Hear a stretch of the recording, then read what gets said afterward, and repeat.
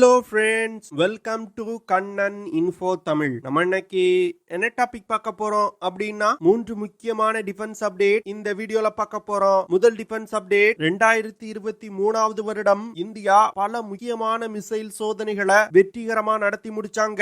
இதனை தொடர்ந்து சில மிசைல்கள் இந்திய படையிலும் இணைக்கப்பட்டது. இந்த சூழ்நிலையில தற்போது தொடங்கியிருக்க 2024வது வருடத்திலையும் இந்தியா 5 முக்கியமான மிசைல்களை சோதிக்க இருப்பதா செய்திகள் வெளிவந்திருக்கு. இந்த 5 மிசைல்களை இந்தியா சோதிப்பதன் மூலம் இந்தியாவுடைய மிசைல் கேப்பபிலிட்டி மிகப்பெரிய அளவுல உயரும் அப்படின்னு டிஃபென்ஸ் எக்ஸ்பர்ட் சொல்றாங்க.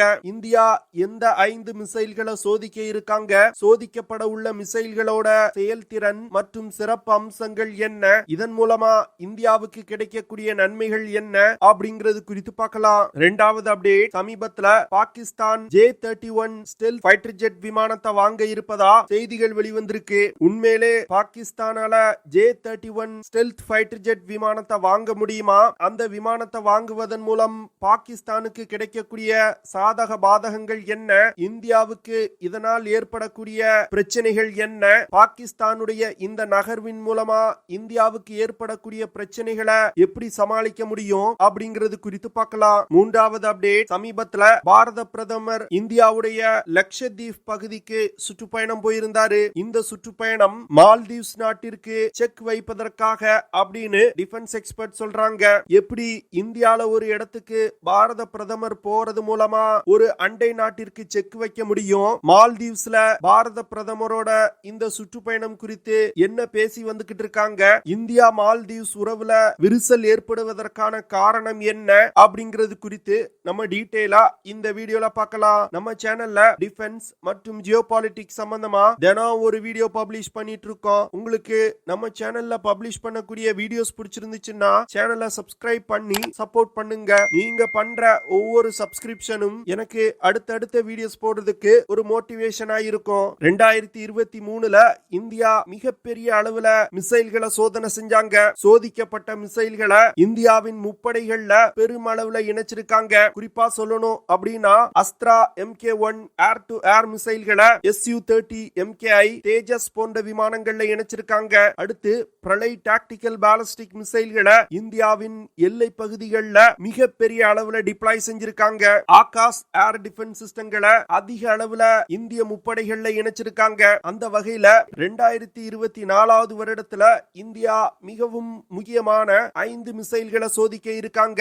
இந்த 5 மிசைல்களும் ஒரு கேம் சேஞ்சர் அப்படின்னே சொல்லலாம். அதனால இந்த வருடம் முழுவதுமே DRDO பல மிசைல் சோதனைகளை நடத்துவாங்க அப்படின்னு எதிர்பார்க்கப்படுது. முதல்ல Astra MK2 air to air missile. இந்த மிசைல் உள்நாட்டிலே தயாரிக்கப்படும் ஒரு beyond visual range air to air missile. தற்போதைய நிலையில ஏர் டு ஏர் மிசைல்களுக்காக இந்தியா வெளிநாடுகளையே நம்பி இருக்காங்க. அதாவது தற்போது இந்தியாவிடம் உள்ள அஸ்த்ரா MK1 மிசைல்னால அதிகபட்சமா 110 கிலோமீட்டர் தூரத்துல உள்ள ஏரியல் டார்கெட்டுகளை தாக்கி அளிக்க முடியும். 110 கிலோமீட்டருக்கும் அதிகமான தூரத்துல உள்ள ஏரியல் டார்கெட்டுகளை தாக்குவதற்கு தற்போதைய நிலையில இந்தியா வெளிநாட்டு மிசைல்களையே நம்பி இருக்காங்க. குறிப்பா சொல்லணும் அப்படின்னா MBDA நிறுவனத்தின் மிட்டியார் மிசைல்களை தான் தற்போது இந்தியா நம்பி இருக்காங்க. இந்த சூழ்நிலையில 160 கிலோமீட்டர் தாக்குதல் வரம்பு கொண்ட இந்த அஸ்த்ரா MK2 மிசைல இந்தியா சோதிக்க இருக்காங்க. இந்த மிசைல் டெவலப்மெண்ட்டுக்கு தேவையான டியூவல் பல்ஸ்ட் ராக்கெட் மோட்டாரை ஏற்கனவே இந்தியா டெவலப் செஞ்சுட்டாங்க. அது மட்டும் இல்லாம மிசைல் டார்கெட்டை கண்டுபிடிப்பதற்கு பயன்படுத்தும் AESA சீக்கர்களையும் இந்தியா சமீபத்துல டெவலப் செஞ்சிருக்காங்க. இந்த மிசைல் சோதனை 2023வது வருடத்தோட இறுதி கட்டத்திலே நடத்தப்படும் அப்படின்னு எதிர்பார்க்கப்பட்டது. ஆனா தற்போது 2024வது வருடத்தோட முதல் பாதியில நடத்தப்படும் அப்படின்னு டிஃபென்ஸ் எக்ஸ்பர்ட் சொல்றாங்க. அஸ்த்ரா MK2 மிசைல் மட்டும் வெற்றிகரமா சோதிக்கப்பட்டால் இந்தியாவுடைய ஏர் டு ஏர் மிசைல் கேப்பபிலிட்டியில ஒரு மிகப்பெரிய முன்னேற்றமாயிருக்கும். தற்போதைய நிலையில சீனா மற்றும் பாகிஸ்தான் இந்தியாவை விட அதிக தூரம் சென்று தாக்கக்கூடிய ஏர் டு ஏர் மிசைல்களை வச்சிருக்காங்க. இது ஒரு யுத்த நேரத்துல ஏர் டு ஏர் காம்பாக்ட் சினாரியோல இந்தியாவுக்கு பின்னடைவை ஏற்படுத்தும். அதனால இந்த அஸ்த்ரா MK2 மிசைல் டெவலப்மெண்ட் இந்தியாவுக்கு மிகவும் அவசியம். இந்தியா MBDA நிறுவனத்திடமிருந்து வாங்கும் மிட்டியார் மிசைல்கள் விலை மிகவும் அதிகம். ஆனா இந்தியா உள்நாட்டிலே டெவலப் செஞ்சிருக்க இந்த அஸ்த்ரா மிசைல்கள் மிசைல் விலை விலையில 4ல ஒரு பங்கு தான் இருக்கும். இந்தியா அஸ்த்ரா MK2 மிசைலுக்கு அடுத்து 350 கிலோமீட்டர் தாக்குதல் வரம்பு கொண்ட அஸ்த்ரா MK3 மிசைலையும் டெவலப் செஞ்சு வந்துகிட்டு இருக்காங்க. இந்தியா சோதிக்க இருக்கும் 2வது மிசைல் பாலிஸ்டிக் மிசைல் டிஃபென்ஸ் சிஸ்டத்துல பயன்படுத்தக்கூடிய AD2 இன்டர்செப்டார் மிசைல். இந்தியா தன்னுடைய முக்கிய நகரங்கள் மற்றும் ஸ்ட்ராட்டஜிக்கல் முக்கியத்துவம் வாய்ந்த இடங்களை எதிரிகளின் பாலிஸ்டிக் மிசைல் தாக்குதல்ல இருந்து பாதுகாப்பதற்கு பாலிஸ்டிக் மிசைல் டிஃபென்ஸ் அப்படிங்கிற திட்டத்தை கையில் எடுத்து செயல்படுத்தி வந்துகிட்டு இருக்காங்க. இந்த திட்டத்தோட முதல் பேஸ இந்தியா வெற்றிகரமா செஞ்சு முடிச்சிட்டாங்க. தற்போது பாலிஸ்டிக் மிசைல் டிஃபென்ஸ் சிஸ்டத்தோட 2வது பேஸ இந்தியா செஞ்சு வந்துகிட்டு இருக்காங்க. அந்த 2வது பேஸ்ல பயன்படுத்துவதற்கு தான் இந்த AD2 இன்டர்செப்டார் மிசைல DRDO டெவலப் செஞ்சு வந்துகிட்டு இருக்காங்க. DRDO டெவலப் செய்யும் AD2 இன்டர்செப்டார் மிசைல்னால 3000 முதல் 5500 கிலோமீட்டர் தூரத்துல இருந்து வரக்கூடிய மீடியம் ரேஞ்ச் பாலிஸ்டிக் மிசைல்களை கூட வெற்றிகரமா தாக்கி அழிக்க முடியும். சமீபத்துல கூட பாகிஸ்தான் டிஃபென்ஸ் எக்ஸ்பர்ட் இந்தியாவின் பாலிஸ்டிக் மிசைல் டிஃபென்ஸ் திட்டம் குறித்து தங்களுடைய கவலைகளை பதிவு செஞ்சிருந்தாங்க. அதாவது இந்தியா இது போன்ற ஒரு அதிநவீன பாலிஸ்டிக் மிசைல் டிஃபென்ஸ் ஷீல்ட உருவாக்கிட்டாங்கன்னா பாகிஸ்தானால் தற்போது இருக்கக்கூடிய மிசைல்களை கொண்டு இந்தியாவை தாக்கி அழிக்கவே முடியாது அப்படின்னு அவங்க சொல்லி இருக்காங்க. அதனால இந்த AD2 இன்டர்செப்டார் மிசைல் சோதனை இந்தியாவின் முக்கிய நகரங்கள் மற்றும் ஸ்ட்ராட்டஜிக்கல் முக்கியத்துவம் வாய்ந்த இடங்களை பாதுகாப்பதற்கு பேருதவியா இருக்கும். 3வது மிசைல் இந்தியா ருத்ரம் 3 அப்படிங்கிற ஒரு air to ground anti radiation மிசைல சோதிக்க இருக்காங்க. ஏற்கனவே ருத்ரம் 2 ஆன்டி ரேடியேஷன் மிசைல இந்தியா வெற்றிகரமா சோதனை செஞ்சுட்டாங்க. தற்போது இந்த ருத்ரம் 3 மிசைல சோதிக்க இருக்காங்க. ருத்ரம் 3 மிசைல்னால அதிகபட்சமா 550 கிலோமீட்டர் தூரத்துல உள்ள இலக்குகளை கூட மிக துல்லியமா தாக்க முடியும். ருத்ரம் 3 ஒரு ஆன்டி ரேடியேஷன் மிசைல்னு சொன்ன இந்த ஆன்டி ரேடியேஷன் மிசைல்கள் யுத்தத்தோட தொடக்கத்துல இந்திய விமானப்படைக்கு மிகப்பெரிய அளவுல பயன்படும். அதாவது ருத்ரம் 3 ஆன்டி ரேடியேஷன் மிசைல்களை பயன்படுத்தி எதிரிகளோட air defence system, communication centres போன்ற முக்கியமான இடங்களை தாக்கி அழிக்க முடியும். இதன் மூலமா யுத்தத்தோட தொடக்கத்துல விமானப்படை செய்யக்கூடிய suppression of enemy air defence ஆபரேஷன்களை இந்த மிசைல்களை பயன்படுத்தி வெற்றிகரமா செய்ய முடியும். இந்த ருத்ரம் 3 மிசைல் இந்திய விமானப்படையோட தாக்கும் திறனை மிகப்பெரிய அளவுல உயர்த்தும். ருத்ரம் 3 மிசைல்னால அதிகபட்சமா 200 கிலோவுக்கும் அதிகமான வெடிபொருளை சுமந்து சென்று தாக்குதல் நடத்த முடியும். இந்த மிசைல்னால மாக் 2ல இருந்து மாக் 5.5 அப்படிங்கிற ஹைப்பர்சானிக் வேகத்துல பறந்து சென்று இலக்குகளை தாக்க முடியும். இந்த மிசைல் திட எரிபொருளை பயன்படுத்தி இயங்கக்கூடிய ஒரு மிசைல். இந்த மிசைல் அதிவேகமா பறந்து சென்று இலக்குகளை தாக்குறதுனால எதிரிகளுக்கு பலத்த சேதத்தை ஏற்படுத்த முடியும். அது மட்டும் இல்லாம ருத்ரம் 3 ஆன்டி ரேடியேஷன் மிசைலோட சர்க்குலர் எரர் ப்ராபபிலிட்டி வெறும் 5 மீட்டர் தான். அதாவது ருத்ரம் 3 மிசைல லான்ச் செஞ்சிட்டோம்னா டார்கெட்ல இருந்து 5 மீட்டர் சுற்றளவுக்குள் மிக துல்லியமா தாக்குதல் நடத்த முடியும். ருத்ரம் 3 மிசைல வரும் காலத்துல தேஜஸ் MK1A, தேஜஸ் MK2, ஆம்கா, டெட்பஃப் போன்ற அனைத்து உள்நாட்டு தயாரிப்பு விமானங்கள்ல பயன்படுத்துவதற்கு இந்தியா திட்டமிட்டிருக்காங்க. இந்தியா சோதிக்க இருக்கும் 4வது மிசைல் K5 அப்படிங்கிற சப்மரீன் லான்ச் பாலிஸ்டிக் மிசைல். இந்த மிசைல்னால அதிகபட்சமா 5000 கிலோமீட்டருக்கும் அதிகமான தூரத்துல உள்ள இலக்குகளை மிக துல்லியமா தாக்க முடியும். இந்த K5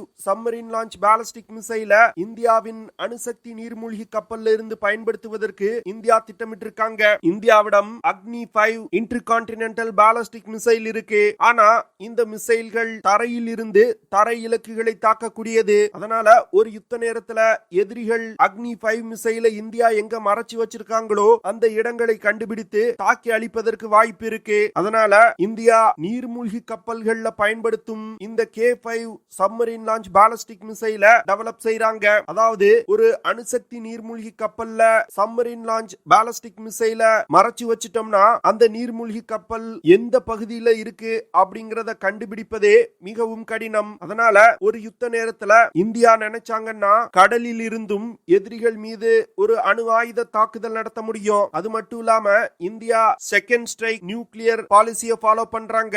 அதாவது இந்தியா தானாகவே எந்த ஒரு நாட்டின் மீதும் முதல்ல அணு ஆயுத தாக்குதல் நடத்தாது. இந்தியா மீது வேறு ஏதாவது ஒரு நாடு அணு ஆயுத தாக்குதல் நடத்தினா அதற்கு பதிலடி கொடுக்கும் விதமா தான் இந்தியா அணு ஆயுத தாக்குதல் நடத்தும் அப்படிங்கிற ஒரு பாலிசியை வச்சிருக்காங்க.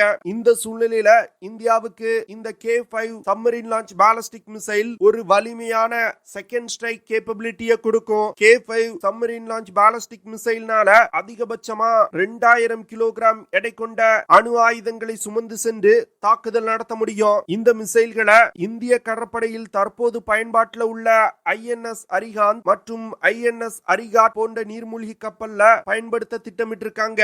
அது மட்டும் இல்லாம இந்தியா தற்போது டெவலப் செய்து வரும் S5, S4 மற்றும் S4 ஸ்டார் போன்ற சப்மரீன்களையும் பயன்படுத்துவதற்கு திட்டமிடப்பட்டிருக்கு. இந்த மிசைல் மட்டும் வெற்றிகரமாக சோதிக்கப்பட்டால் இந்தியாவின் சப்மரீன் லான்ச் பாலிஸ்டிக் மிசைல் கேப்பபிலிட்டியில ஒரு மிகப்பெரிய முன்னேற்றம் ஏற்படும். ஐந்தாவதா இந்தியா சோதிக்க உள்ள மிசைல் ஸ்டார் அப்படிங்கிற ஒரு டார்கெட் மிசைல். இந்த மிசைல்னால ஹைப்பர்சானிக் வேகத்துல பறக்க முடியும். டார்கெட் மிசைல் அப்படிங்கிறது இலக்குகளை தாக்குவதற்கு பயன்படுத்தக்கூடிய மிசைல் கிடையாது. அதாவது இந்த மிசைல்களை பயன்படுத்தி இந்தியாவின் ஏர் டிஃபென்ஸ் கேப்பபிலிட்டியை சோதிக்க முடியும். ஸ்டார் மிசைல் இந்தியாவுடைய ஏர் டிஃபென்ஸ் சிஸ்டங்களுக்கு ஒரு டெஸ்டிங் டார்கெட்டா பயன்படுத்தப்படும். இந்த மிசைல் திரவ எரிபொருளை பயன்படுத்தி இயங்கக்கூடிய ஒரு ஹை ஸ்பீட் டார்கெட் மிசைல். இந்த மிசைலை பயன்படுத்தி இந்தியாவின் ஏர் டிஃபென்ஸ் கேப்பபிலிட்டியை சோதிப்பதன் மூலம் இந்தியாவின் ஏர் டிஃபென்ஸ் கேப்பபிலிட்டியை மிகப்பெரிய அளவுல வலிமைப்படுத்த முடியும் அப்படின்னு டிஃபென்ஸ் எக்ஸ்பர்ட் சொல்றாங்க. இந்தியா 2024 இந்த 5 மிசைல்களையும் வெற்றிகரமா சோதனை செஞ்சாங்கன்னா இந்தியாவுடைய மிசைல் கேப்பபிலிட்டியில மிகப்பெரிய வளர்ச்சியா இருக்கும். அது மட்டும் இல்லாம வெற்றிகரமா சோதிக்கப்படும் மிசைல்கள் பெருமளவுல இந்தியாவின் முப்படைகள்ல இணைக்கப்படும். இதன் மூலமா இந்தியாவுடைய முப்படைகளின் வலிமை பல மடங்கு அதிகரிக்கும். அடுத்த அப்டேட், சமீபத்துல பாகிஸ்தான் விமானப்படை சீனாவிடமிருந்து J-31 அப்படிங்கிற ஒரு ஸ்டெல்த் ஃபைட்டர் ஜெட் விமானத்தை வாங்க இருப்பதா செய்திகள் வெளிவந்தது. இதனைத் தொடர்ந்து நிறைய டிஃபென்ஸ் எக்ஸ்பர்ட்ஸ் பாகிஸ்தான் விமானப்படையோட இந்த முடிவு ஒரு கேம் சேஞ்சர் அப்படின்னு புகழ்ந்து தள்ளிட்டு இருந்தாங்க. ஆனா உண்மையிலே பாகிஸ்தானால J-31 ஸ்டெல்த் ஃபைட்டர் ஜெட் விமானத்தை வாங்கி இயக்க முடியுமா அப்படிங்கிறது ஒரு கேள்விக்குறிதான். ஏன்னா பாகிஸ்தான் இந்த J-31 ஸ்டெல்த் ஃபைட்டர் ஜெட் விமானத்தை சீனாவிடமிருந்து வாங்கி தன்னுடைய படையில் இணைத்தாலும் அந்த விமானத்தை இயக்குறதுக்கு ஆகக்கூடிய செலவு மிகவும் அதிகமாயிருக்கும். இந்த செலவை பாகிஸ்தான் போன்ற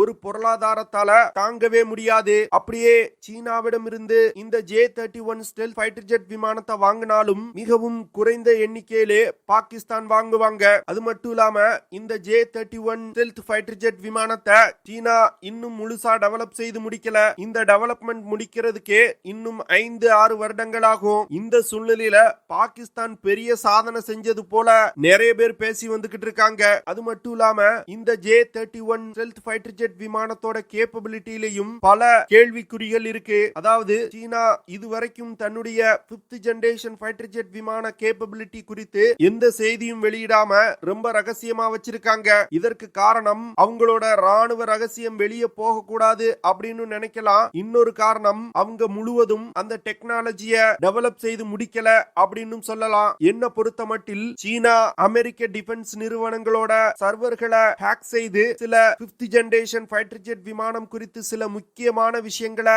எடுத்து அதுல இருந்துதான் அவங்களோட முதல் ஸ்டெல்த் ஃபைட்டர் ஜெட் விமானத்தை டெவலப் செஞ்சாங்க. தற்போது அதை விட அதிக சக்தி கொண்ட இந்த J-31 ஃபைட்டர் ஜெட் விமானத்தை டெவலப் செய்ய இருப்பதா அவங்க சொல்லி வந்துகிட்டு இருக்காங்க. என்ன இருந்தாலும் சீனா அமெரிக்காவிடம் இருந்து தொழில்நுட்பத்தை காப்பி அடிச்சுதான் செய்யறாங்க. அதனால அந்த விமானத்தோட செயல்திறன் ரொம்ப பெருசா இருக்கும் அப்படின்னு எதிர்பார்க்க முடியாது. இந்திய விமானப்படையில தற்போது பயன்பாட்டில் உள்ள Su-30 MKI போர் விமானங்கள்ல சில முக்கியமான அப்கிரேடுகளை கொண்டு வர போறாங்க. இந்த அப்கிரேடுகள்ல மிகவும் முக்கியமானது அதிக சக்தி கொண்ட AESA ரடார் சிஸ்டத்தை இந்தியா இணைக்க போறாங்க. இந்த அதிக சக்தி கொண்ட AESA ரடார்கள் மூலமா சீனாவின் J-31 விமானத்தை மிக எளிதா ட்ராக் செய்ய முடியும்னு டிஃபென்ஸ் எக்ஸ்பர்ட் சொல்றாங்க. அது மட்டும் இல்லாம இந்தியா பாகிஸ்தான் போன்று 5th ஜெனரேஷன் ஃபைட்டர் ஜெட் விமானத்தை வெளிநாட்டில் இருந்து இறக்குமதி செய்வதற்கு முயற்சி செய்யல. அதற்கு பதில் அட்வான்ஸ் மீடியம் காம்பேக்ட் ஏர்கிராஃப்ட் அப்படிங்கிற AMCA ப்ராஜெக்ட உள்நாட்டிலே டெவலப் செய்ய போறாங்க. அடுத்து தேஜஸ் MK2 ஃபைட்டர் ஜெட் விமான ப்ராஜெக்டையும் இந்தியா முன்னெடுத்து வந்துகிட்டு இருக்காங்க. இந்த 2 ஃபைட்டர் ஜெட் விமான ப்ராஜெக்ட மட்டும் இந்தியா செஞ்சிட்டாங்கன்னா ஃபைட்டர் ஜெட் விமானங்களுக்காக வெளிநாடுகளை நம்பி இருக்க வேண்டிய நிலை இந்தியாவுக்கு இருக்காது. அதனால பாகிஸ்தான் J-31 விமானத்தை வாங்கிட்டா சவுத் ஏசியாவோட சமநிலையே மாறும் அப்படிங்கிற பூச்சாண்டி எல்லாம் இங்க வேண்டாம். என்னதான் என்னதான் பாகிஸ்தான் J-31 விமானத்தை வாங்கினாலுமே தற்போதைய நிலையில இந்திய விமானப்படையில பயன்பாட்டில் உள்ள விமானங்களை கொண்டே இந்தியாவால சமாளிக்க முடியும். பாகிஸ்தானுடைய இந்த அறிவிப்புலாம் வெறும் வெத்து அறிவிப்பு தான். இதனால இந்தியாவுக்கு எந்த ஒரு பாதிப்பும் ஏற்படாது. மூன்றாவது அப்டேட், சமீபத்துல இந்தியாவின் அண்டை நாடான மால்தீவ்ஸ்ல முகமது முய்சு அப்படிங்கிற ஒரு புதிய பிரசிடென்ட் தேர்வு செய்யப்பட்டிருக்காரு. அவர் ஒரு சீன ஆதரவு மனநிலை கொண்டவர். குறிப்பா சொல்லணும்னா அவர் இந்த தேர்தல்ல ஜெயிச்சதே இந்தியா அவுட் அப்படிங்கிற ஒரு போராட்டத்தின் மூலமா தான். அதாவது அவர் தேர்தலுக்கு வரதுக்கு முன்னாடி என்ன சொன்னாருன்னா, மால்தீவ்ஸ்ல இந்திய ராணுவத்தினர் மிகப்பெரிய அளவுல இருக்காங்க. மால்தீவ்ஸ் தீவு கூட்டத்துல இந்தியா ஒரு ராணுவ தளம் அமைச்சு வந்துகிட்டு இருக்காங்க. அந்த ராணுவ தளம் மட்டும் அமைக்கப்பட்டால் மால்தீவ்ஸ இந்தியா டேக் ஓவர் செஞ்சிருவாங்க அப்படின்னு பல பொய்களை இந்தியாவுக்கு எதிராக பரப்புனாங்க. இதன் காரணமாக தான் அவர் தேர்தல்ல ஜெயிச்சாரு. தேர்தல்ல ஜெயித்து ஆட்சி அமைத்தவுடன் மால்தீவ்ஸ்ல எத்தனை இந்திய வீரர்கள் அப்படின்னு கணக்கெடுக்கும் பொழுது வெறும் 77 இந்திய ராணுவ வீரர்கள் மட்டுமே இருக்காங்க. அதுவும் இந்தியா மால்தீவ்ஸுக்கு அன்பளிப்பா கொடுத்த துரு helicopters, Dornier aircraft, radar system போன்ற எக்யூப்மெண்ட்களை ஆபரேட் செய்வதற்கு தான் இருக்காங்க. இதை என்னமோ ஆயிரக்கணக்கான இந்திய ராணுவ வீரர்கள் மால்தீவ்ஸ்ல இருப்பது போன்று ஒரு பெரிய பிம்பத்தை ஏற்படுத்தி தேர்தல்ல ஜெயிச்சாரு. இந்த சூழ்நிலையில எப்பொழுதுமே மால்தீவ்ஸ்ல ஒரு புதிய பிரசிடென்ட் வர்றாருன்னா அவர் முதல்ல இந்தியாவுக்கு தான் சுற்றுப்பயணம் வருவாரு. ஆனா இந்த முகமது முய்சு துருக்கி நாட்டுக்கு சுற்றுப்பயணம் போயிருக்காரு. பாகிஸ்தானுக்கு சுற்றுப்பயணம் போக போறாரு. சீனாவுக்கு இந்த மாசத்துல சுற்றுப்பயணம் போக இருக்காரு. இதுல இருந்து இந்தியாவுக்கு எதிரான நாடுகளுடன் கூட்டணி அமைக்க முயல்வது ரொம்ப தெளிவா தெரியுது. இதனை தொடர்ந்து இந்தியாவும் மால்தீவ்ஸ்க்கு எதிரான திட்டங்களை செய்ய இருப்பதா செய்திகள் வெளிவந்திருக்கு. அதுல மிகவும் முக்கியமானது, சமீபத்துல பாரத பிரதமர் மால்தீவ்ஸுக்கு மிகவும் அருகில் இருக்கக்கூடிய இந்திய பகுதியான லட்சத்தீப் பகுதிக்கு சுற்றுப்பயணம் போனது. இந்த பகுதிக்கு சுற்றுப்பயணம் போன பாரத பிரதமர் லட்சத்தீபோட அழகான இடங்களை புகைப்படம் எடுத்து இந்த இடங்களை ஒவ்வொரு இந்தியனும் பார்க்கணும் அப்படின்னு சோசியல் மீடியால போஸ்ட் பண்ணியிருந்தாரு. இதன் மூலமா இந்தியா லட்சத்தீப்ல டூரிசத்தை மிகப்பெரிய அளவுல ப்ரமோட் செய்ய முயல்வது ரொம்ப தெளிவா தெரியுது. இதற்கு காரணம் மால்தீவ்ஸ் நாட்டோட முக்கியமான வருமானமே இந்தியர்கள் மால்தீவ்ஸுக்கு சுற்றுப்பயணம் போறதுதான். மால்தீவ்ஸுக்கு வரக்கூடிய சுற்றுலா பயணிகள்ல ஒரு கணிசமான எண்ணிக்கையில இந்தியர்கள் இருக்காங்க. அதனால எதற்காக இன்னொரு நாட்டுக்கு நீங்க சுற்றுப்பயணம் போகணும்? இந்தியாலே மிகவும் அழகான இடங்கள் இருக்கு அப்படின்னு பிரதமர் சொல்லி இருக்காரு. இந்த விஷயம் மால்தீவ்ஸ் நாட்டோட வருமானத்துல கை வைக்கக்கூடிய ஒரு முக்கியமான நகர்வு. பாரத பிரதமரோட இந்த சுற்றுப்பயணம் குறித்தும் மால்தீவ்ஸ்ல முகமது மீசு கட்சியை சேர்ந்தவங்க வேண்டாத விஷயங்களை பேசி வந்துகிட்டு இருக்காங்க.